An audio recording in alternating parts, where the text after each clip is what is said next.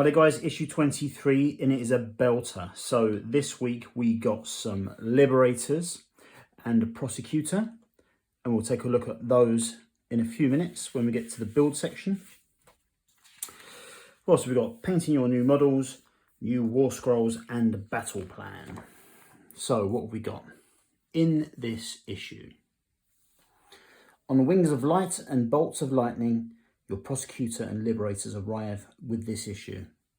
After you've read all about them, you will build the first members of your warrior chamber with this issue's build and paint guides. Once the models are finished, you will use the Warscrolls in an exciting new mission, which sees them and the Knight's Questor take on the Horde of Nighthaunt. Since they're facing off against Glaive-wraith stalkers, we've included a new Warscroll for them as well. Happy hobbying. Okay, so what have we got? Liberators. The most numerous of the Stormcast Eternals, Liberators formed the shield walls upon which Sigmar's enemies are broken. Prosecutors, winged instruments of Sigmar's vengeance. Prosecutors swoop across the battlefield, dealing death to enemies of order. Then we've got Death 2 of Bones and Blood Part 2. I really enjoyed the first part of that. So I'm really pleased that this is continuing this issue. A guide to the various terrifying undead creatures that make their home in the wilderness of Shyish, the realm of the undead. How to build our models, how to paint them. Then we've got the Liberators Warscroll, then the Prosecutors Warscroll, Glaive-wraith Stalkers Warscroll, and the Warrior Chamber descends. The Thunderbound Warrior Chamber arrives in Gairan, ready to do battle. Okay. So, first off, we're going to learn a little bit more about our Liberators. Liberators are the brave and stoic warriors who make up the majority of the Stormhost fighting force. They can always be found at the heart of battle. Liberators are the most common warriors amongst the Stormcast Eternals. Liberators belong to the Redeemer Conclaves. These conclaves are split into groups of warriors known as retinues.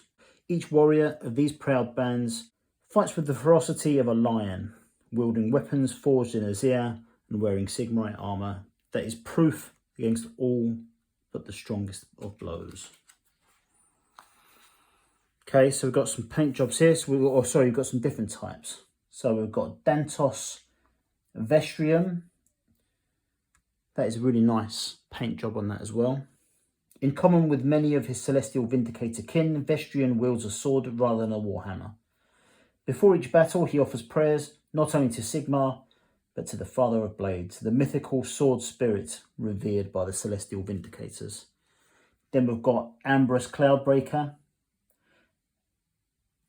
Ambrose Cloudbreaker belongs to the Silver Edge retinue, part of the Stormforge Warrior Chamber of the Hallowed Knights. He prefers to wield a pair of warhammers for smiting Sigmar's foes, with the Holy Warhammer brings him closer to his god. And then we've got what have we got? Hyrus Dawnhammer with a massive two-handed warhammer there. He was once a simple peasant farmer. When his home was overrun by nobles' pestilent followers, he took up his mattock and stood against the Chaos Invaders. He now wields a great hammer in place of his improvised weapon. Then we learn a little bit about the shield wall. Most Liberators wield a warhammer in one hand and a broad tower shield in the other. They are experts at deflecting the attacks of their enemies. Together they form an interlocking wall of Sigmarite to meet the charge of the enemy. Once their shield wall has endured the enemy assault or pressed the foe back into the close confines, the Liberators strike as one. Down fall the warhammers and brutal bloody justice is dealt to the foe.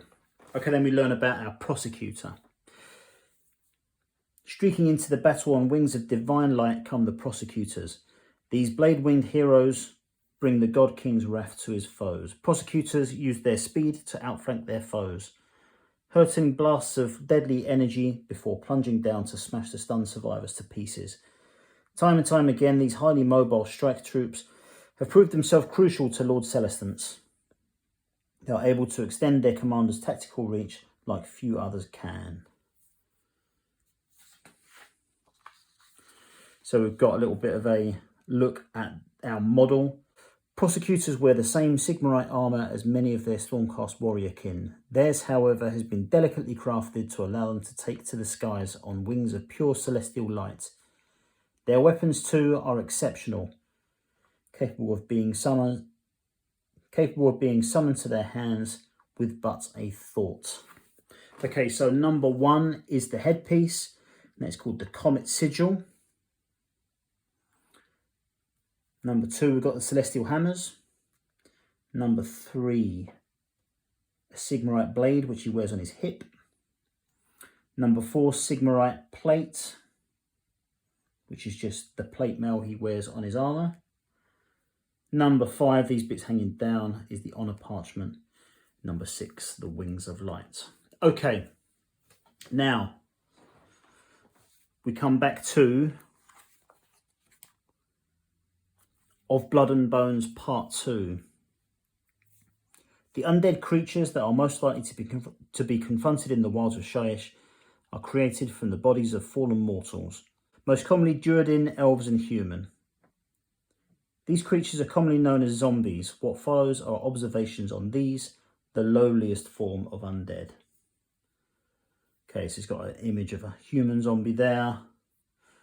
Most common undead creatures are raised from the bodies of the recently dead. We live in an age of war and disease, providing necromancers and the like with easy access to fresh bodies. Nagash's curses can also raise the dead, as can the natural amethyst death magic that runs through the very bedrock of the realm of death. Then it goes into a few others. It goes into the necromancers themselves. Then a little bit about dire wolves. And corpse carts. Powered by the walking corpses, corpse carts are used in the armies of the undead to bolster their lines or interfere with enemy magic. The power brought to the battlefield on these foul conveyances can see the undead knit back together after being damaged. And then we've got a bit about dead walkers. While they are one of the least powerful forms of undead creature, dead walker zombies can prove dangerous to the unprepared.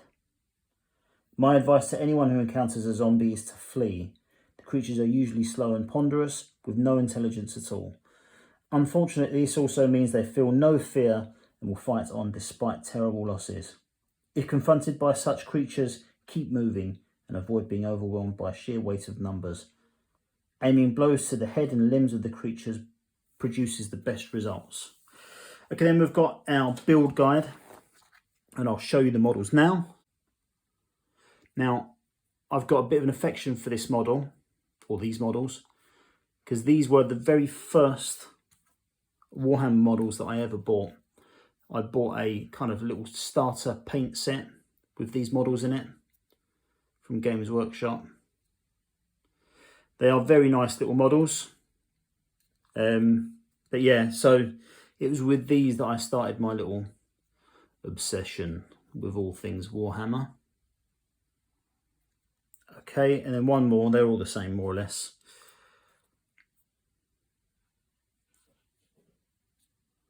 Okay, and then we've got the Prosecutor. Now, I've never had one of these before, but they are very, very cool.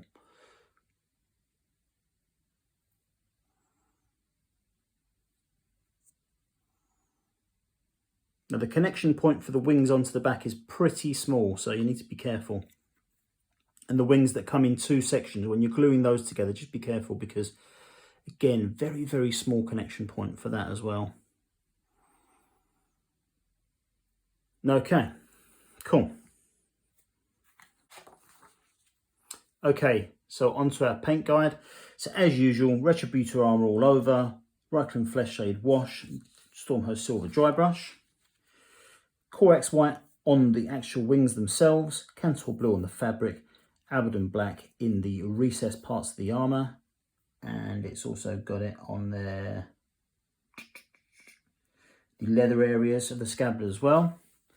Lead Belcher on the little loincloth part. Well, not loincloth, but you know what I mean. So this part in here.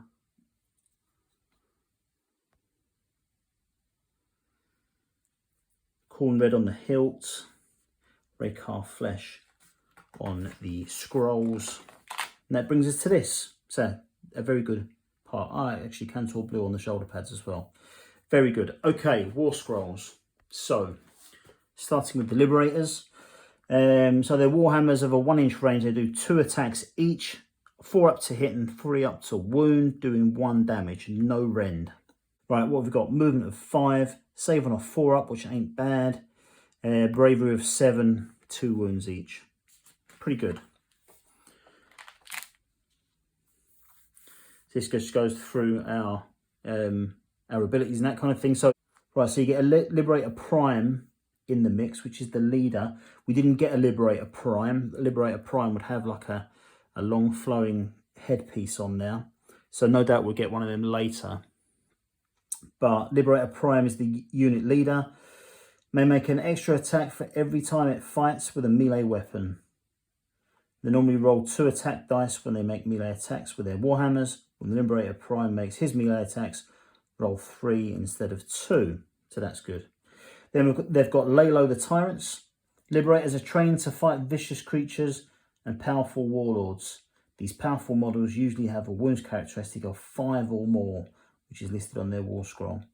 Whenever a unit of Liberators makes hit rolls against a model that has a characteristic of 5 or more, they add 1 to their scores. Okay, brilliant.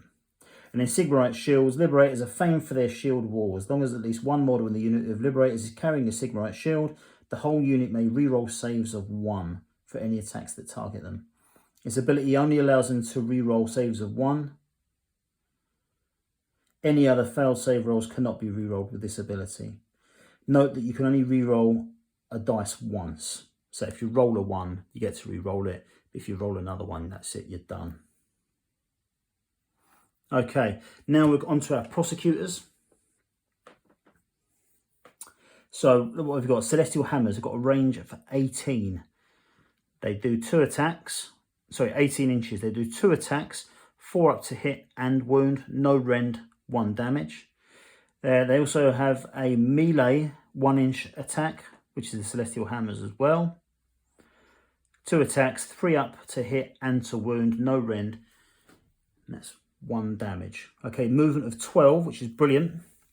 2 wounds each, 4 up save and bravery 7. So, in terms of their stats against the Liberators, other than the movement, all of these parts are the same. Okay, so what have we got? In the same way as you get a Liberator Prime, there was also a Prosecutor Prime. And we'll have a look at his abilities when we get to the next page. In fact, let's go for all the abilities and that kind of thing now. So, the Prosecutor Prime, he rolls an extra dice, the same as the other one.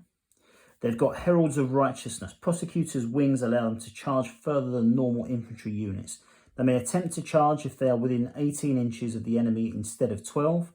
Roll 3d6 instead of 2d6 when making the Prosecutor's charge roll. Okay, so that's good. So that's a 3 dice roll on a maximum of 18 inches. And then they've got another ability, Paired Celestial Hammers. Your Prosecutors all-wield paired Celestial Hammers. Models with paired Celestial Hammers may re-roll hits of 1. So again, re-roll 1s. Don't re-roll anything else. And then you get 1 re-roll. Okay, good. Over to Glaive-wraith Stalkers. So we already know much of the abilities of this. We already know most of the base information about these, but not so much about the abilities. So let's have a look. So Hunter's Glaive, 2-inch attack. They do 2 attacks on a 4 up to hit and a 3 up to wound. No rend, 1 damage. Then you have 1 wound each. Move 6 inches. Bravery of 10. I'm saving a 4 up. Let's look at the abilities. So they've got Deathbeat Drummer. Normally units that retreat cannot declare charge later in that turn. As long as a unit of Glaive-wraith Stalkers has a Deathbeat Drummer, the unit can retreat and charge in the same turn. So that's really good. So I've built mine so it does have that drummer. So that's very good. Okay, now we've got the Point of Death. The Glaive-wraith Stalkers can reroll failed hit rolls made with their Hunter's Glaives if either they or the unit they are fighting made a charge move in the same turn. Okay, so that is good as well. Now on to our battle plan. The Hammers of Sigmar continue their push into the forests of the Heartwood coast. Reinforcements from the warrior chambers have now arrived and are scouring the forest for signs of the dead. Okay, I won't go through the rest of the narrative, but basically we've got 4 Liberators and our Prosecutor along with a Knight Questor up against 4 Glaive-wraith Stalkers, 10 Chain Rasps and a Dreadblade Harrow. And that's how it is. Nighthaunt player goes first. The game ends when one player has no models on the battlefield. Okay, so that looks pretty good. Very straightforward. The players alternate setting up one at a time. Blah, blah, blah, blah, blah. The printed terrain on the battle mat has no effect in your games. Your models may move and fight over it as if they were not there. Okay, that's great. So that is very good. Other good news about playthroughs and that kind of thing is that I've started to record them. I just need to edit them and then start getting them out. So those will start to go out from this weekend. So from this weekend, the playthroughs that were outstanding will start to build them back up to date with an idea of getting things in line with our future issues in about 2 to 3 weeks. So we will catch up soon. Now, so what have we got? Next week, we've got Lord Executioner, Grimghast Reapers, and Glaive-wraith Stalkers. Okay, so that's good. Quite a lot of models there. I mean, we've got 1, 2, 3, 4, 5, 6, 7, 8, 9, 10. So that is good. Very good. Lord Executioner appears to be on a bigger base as well, so he's going to be a hero, I think. And then the following week, we've got 2 new paints. Balthazar Gold, Agrax Earthshade. Hopefully the magazine portion of that week will be very good. So that's it. I think this is a cool issue. I really like the models. A little bit of nostalgia for me since these were my first ones I've ever had. And I do like the Prosecutor. So that's it. So great issue. Thanks very much for watching, guys. As usual, if you enjoyed this, please consider subscribing. It really helps me out. And obviously drop us a like if you enjoyed it. So thanks very much, guys. And I'll catch you later.